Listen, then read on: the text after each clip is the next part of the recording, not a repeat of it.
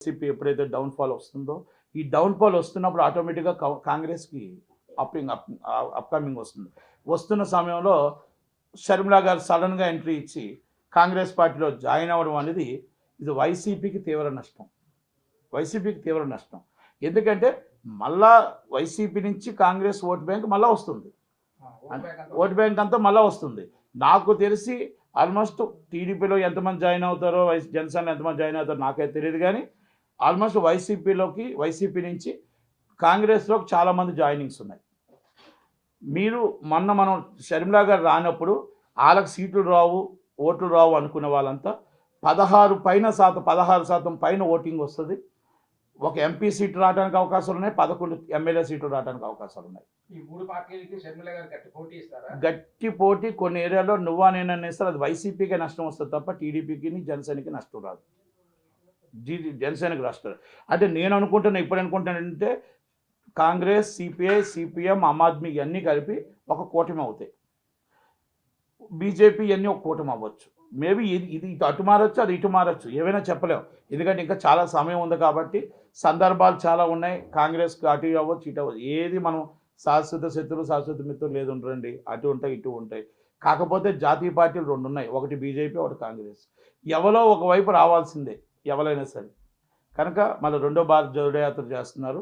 ఆంధ్రప్రదేశ్ అనేది ఈరోజు 135 నుంచి 150 సీట్స్ జనసేన టీడీపీ గంట మోగించబోతుంది, దాంట్లో నో డౌట్.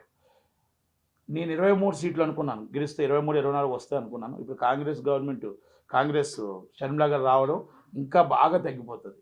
దాదాపు 50 సీట్లో డిపాజిట్లు కూడా గల్లంత అయిపోతుంది. ఎందుకంటే నేను శ్రీకాకుళం వెళ్ళొచ్చాను.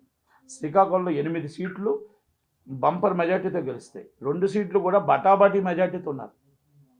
ఆ 2 సీట్లు కూడా కరెక్ట్గా కానీ ఇది చేసుకుంటే ఇప్పుడు ఉన్న కాంగ్రెస్ వస్తుంది కాబట్టి ఆ 2 సీట్లు కూడా వస్తే ఆ 2 సీట్లు 10 సీట్లు కూడా స్లీప్ చేస్తారు.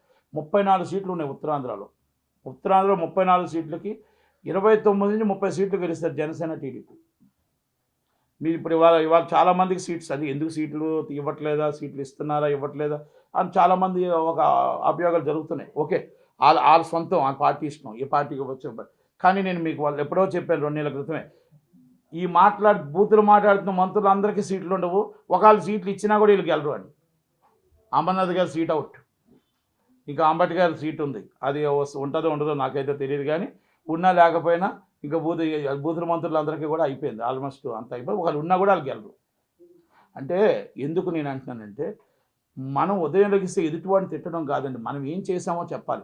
పోలవరంకి మనం ఒక గేట్ వేసామా, ఒక రాయి వేసామా, 4.5 సంవత్సరాలు ఏం సాధించాము ఈ 4.5 సంవత్సరాలు? మేము టింగ్ వేస్తున్నాం నా అక్క చెల్లెలు టింగ్ వేస్తున్నాం కాదండి, రోడ్లు వేసామా, మనం ఏం చేసాము అనేది, మనం ఏ ప్రాజెక్టులు కట్టాము, ఎక్కడ కట్టాము, ఎన్ని పరిశ్రమలు తీసుకొచ్చాము, ఎంతమందికి ఎన్ని లక్షల మందికి ఉద్యోగాలు ఇచ్చాము, ఎంతమంది ఎక్కడెక్కడ పరిశ్రమలు కట్టారు, ఎక్కడెక్కడ ఎంప్లాయ్మెంట్ వచ్చింది, అవి మనం చెప్పగలగాలి. కానీ నేను అందుకే అమర్నాథ్ గారిని అడిగాను, సార్ భారీ పరిశ్రమ మంత్రిగా మీరు 13 లక్షల కోట్లు తెచ్చాను అన్నారు కదా, ఈ 13 లక్షల కోట్లు ఎక్కడ పెట్టారు, ఎలా తెచ్చారు, ఎప్పటికి వస్తుంది ఎంప్లాయ్మెంట్, ఎలాగొస్తుంది ఎంప్లాయ్మెంట్, ఎక్కడెక్కడ ఎప్పుడు స్టార్ట్ అవుతాయి, ఎంతమందికి మనం ఉద్యోగాలు ఇచ్చామని అడిగాం.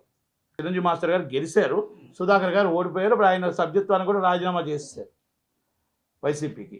అలాగే వంశీకృష్ణ యాదవ్ గారు రాజీనామా చేసేసారు, రామచంద్ర గారు రాజీనామా చేసేసారు. ఓకే, ఇంకా చాలామంది చేయొచ్చు. ఓకే, వాళ్ళ ఇష్టం, వాళ్ళ పర్సనల్ ఇష్టం. కానీ ఏంటంటే రాష్ట్రం బాగుపడాలి, రాష్ట్రం అమరావతి రాజధానిగా, మనకి సైబర్ సిటీ ఎలాగుందో తల తన్నిన రాజధానిగా మనకు అమరావతి ఉండాలి. మనం అప్పులు చేయడం కాదు, మన ఇన్కమ్ని ఎక్కడ ఇన్కమ్ ఉందో ఆ ఇన్కమ్ని అంతా మనం తీసుకొని, మన దగ్గర వనరులు ఉన్నాయి, అన్నీ ఉన్నాయి, గనులు ఉన్నాయి, మైనింగ్ అన్నీ ఉన్నాయి, మనమే దాన్ని ఇన్కమ్గా పుట్టించలేకపోతున్నాం. ఆంధ్రప్రదేశ్లో మన ఉమ్మడి రాష్ట్రం ఉండేటప్పుడు అందరూ మనకు అన్యాయమే చేశారు ఆంధ్రప్రదేశ్కి. ఇది వాస్తవం. మొత్తం హైదరాబాద్ అన్నారు. ఈరోజు విజయవాడ సూపర్ స్పెషాలిటీ హాస్పిటల్ కానీ ఇంకోటి కానీ ఇప్పుడు వస్తున్నాయి. అమెరికన్ కాన్సులేట్ లేదండి ఆంధ్రప్రదేశ్లో, అమెరికన్ కాన్సులేట్ లేదు, మనకి ఏ రాయబార కార్యాలయాలు లేవు. ఆ పరిస్థితి తీసుకొచ్చారు ఈ ఉమ్మడి రాష్ట్రంలో ఉన్న ముఖ్యమంత్రులు. నాటోని చంద్రబాబు నాయుడు గారు అంతే, రాజశేఖర రెడ్డి గారు అంతే, ఎవరైనా కిరణ్ కుమార్ రెడ్డి గారు అంతే, పెద్ద ఎవరైనా ఉమ్మడి రాష్ట్రంలో ఆంధ్రప్రదేశ్ని రాయలసీమను నిర్వీర్యం చేసేసారు. ఈరోజు హైదరాబాద్ అన్నారు, ఓకే 2 రాష్ట్రాలు విడిపోయాయి. విడిపోయిన తర్వాత ఈరోజు మా పరిస్థితులు ఏంటంటే మా పిల్లలు వచ్చి హైదరాబాద్ రావాలి ఇంటర్వ్యూస్కి, ఏది కావాలన్నా బెంగళూరు వెళ్ళాలి ఇంటర్వ్యూస్కి, ఏది కావాలన్నా చెన్నై వెళ్ళాలి. ఇంకా ఇప్పుడు అదే పరిస్థితులు ఉన్నాం. అందుకే సీనియర్ వ్యక్తి చంద్రబాబు నాయుడు గారు కావాలి.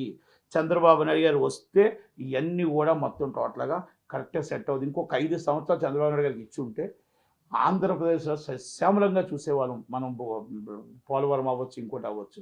కనుక చంద్రబాబు నాయుడు గారికి ఓకే, ఒక్క ఛాన్స్ అన్నారు, ఒక ఛాన్స్ ఇచ్చాం, ఒక్క ఛాన్స్ 15 సంవత్సరాలు వెనక్కి వెళ్ళిపోయాం.